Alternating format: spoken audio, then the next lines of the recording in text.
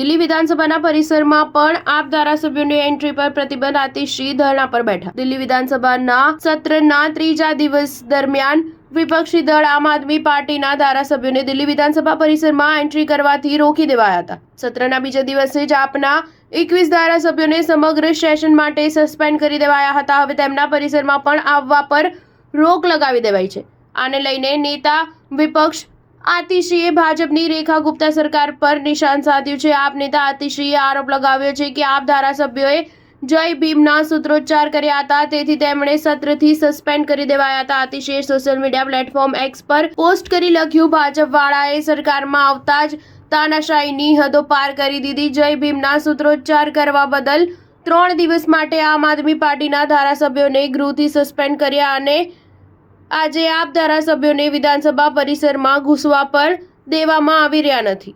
આવું દિલ્હી વિધાનસભાના ઇતિહાસમાં ક્યારેય થયું નથી કે પસંદ કરાયેલા ધારાસભ્યોને વિધાનસભા પરિસરની અંદર ઘૂસવા દેવામાં આવી રહ્યા નથી। ગૃહ પરિસરમાં જવાની પરમિશન ન મળવા પર આમ આદમી પાર્ટીના સસ્પેન્ડ ધારાસભ્ય સ્પીકર વિજેન્દ્ર ગુપ્તાથી મુલાકાત કરી શકે છે।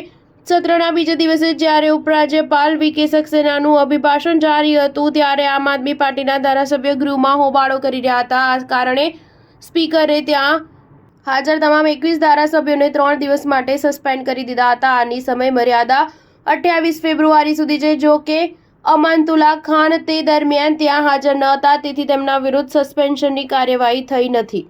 સ્ટાર ન્યૂઝ 7 હંમેશા સચ્ચાઈની સાથે।